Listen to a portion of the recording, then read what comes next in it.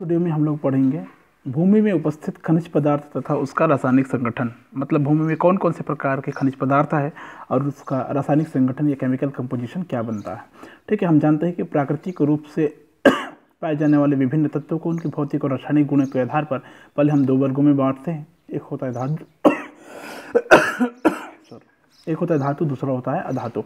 धातु में जैसे आयरन, जिंक, एल्यूमिनियम वगैरह, अधातु में हाइड्रोजन, ऑक्सीजन और हेलोजन वगैरह आता है। ठीक है, इसके अलावा कुछ तत्व ऐसे भी होते हैं जो पूर्णतः न धातु है न अधातु है, इसमें दोनों के गुण होते हैं, इसलिए उसके अलग से एक समूह बनता है, उसका नाम होता है उपधातु। जैसे एंटीमनी या आर्सेनिक, दोनों के गुण होते हैं। तो धातुएं क्या होती है, जिनकी परमाणु संरचना के आधार पर वे तत्व जिनके परमाणुओं की बाह्यतम कक्षा में इलेक्ट्रॉनों की जो संख्या होती है बाह्यतम कक्षा में अपेक्षाकृत कम, अर्थात 1 से 4 तक हो सकती है ना। इलेक्ट्रॉनिक विन्यास आपने छोटी क्लास में पढ़ा होगा। जब इलेक्ट्रॉनिक विन्यास करके देखते हैं तो बाह्यतम कक्षा में 1 से 4 तक के इलेक्ट्रॉन अगर मिले, कम इलेक्ट्रॉन मिले तो वो धातु होंगे। रासायनिक क्रिया में इलेक्ट्रॉन त्याग कर धनायन बनाते हैं, उन्हें धातु कहते हैं। ठीक है, और इसको अच्छे से समझना है तो रासायनिक क्रिया के दौरान ये इलेक्ट्रॉन त्यागता और धनायन बनाता है, इसलिए इनको धातु कहा गया है। ठीक है, प्रकृति में धातु की कई रूपों में उपलब्धि होती है या उपस्थिति होती है। जैसे होता है मुक्त अवस्था में या प्राकृतिक अवस्था में। मुक्त अवस्था में सिल्वर, सोना, प्लैटिनम ये धातुएं प्रकृति में मुक्त या प्राकृतिक अवस्था में पाई जाती है। संयुक्त अवस्था की बात करें तो अधिकतर धातुएं प्रकृति में अन्य तत्वों के साथ संयुक्त अवस्था में पाई जाती है।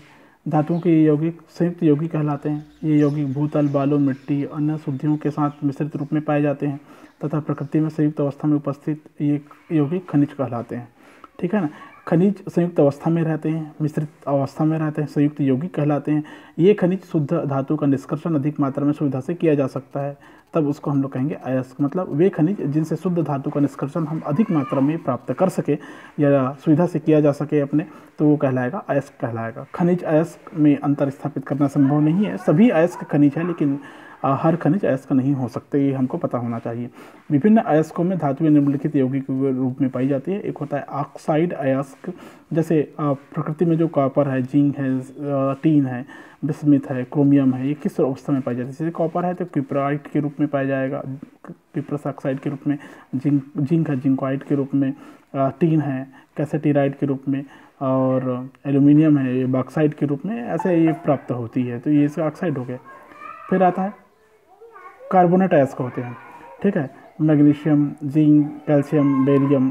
जैसे मैग्नीशियम हो गया और क्या बोलते हैं कॉपर हो गया, तो कॉपर बेलेकाइड के रूप में पाया जाएगा कार्बोनेट के रूप में। मैग्नीशियम हो गया तो मैग्नेसाइड के रूप में। कैल्शियम हो गया तो लाइमस्टोन चूना पत्थर के रूप में। ठीक है ना, और फेरस हो गया तो सिंडेराइट के रूप में। ऐसे बहुत सारे कंटेंट आपको देखने को यहाँ पर मिल रहे होंगे। ठीक है, आपको अपनी बुक से ये तैयार करने हैं।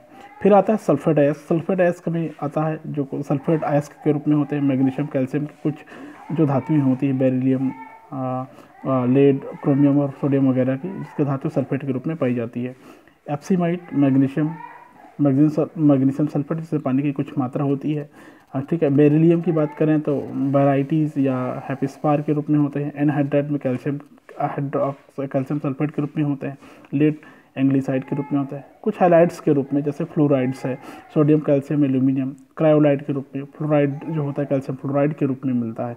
ठीक है, ब्रोमाइड की बात करें जैसे ब्रोमाइड्स के रूप में आता है तो सिल्वर ब्रोमाइड वगैरह। क्लोराइड की बात करें तो sodium chloride, potassium chloride, silver chloride, magnesium chloride, lead chloride etcetera के रूप में। नाइट्रेट के रूप में बात करें तो sodium nitrate, potassium nitrate, Chile saltpeter इसका एग्जाम्पल होता है सोडियम नाइट्रेट, और पोटेशियम नाइट्रेट सोडा बोलते हैं जिसको।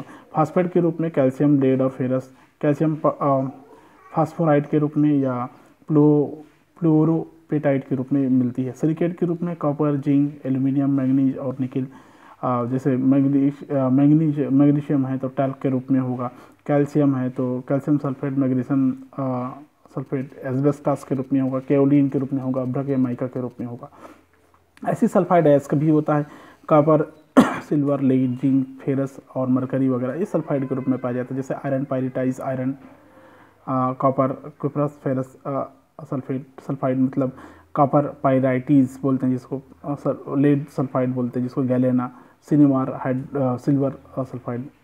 ठीक है, तो भारत में जितने भी प्रकार के मिट्टी या मिट्टी पाई जाती है, सब में विभिन्न प्रकार के खनिज पदार्थ आपको देखने को मिलता है। उनका रासायनिक संगठन अलग अलग रूप में हो सकता है। भारत में खनिजों की उपलब्धि की अगर बात करें तो उपलब्धि में लोहा, मैग्नीज, तांबा, सोना, एल्युमिनियम, वंग, टीन, सीसा, क्रोमियम, कैल्शियम, मैग्नीशियम और बहुत सारे मात्रा में मिलते हैं। आप इसको जनरल नॉलेज के लिए आप इसको तैयार करके रख लेंगे, काफ़ी इंपॉर्टेंस रखता है ये आगे के लिए।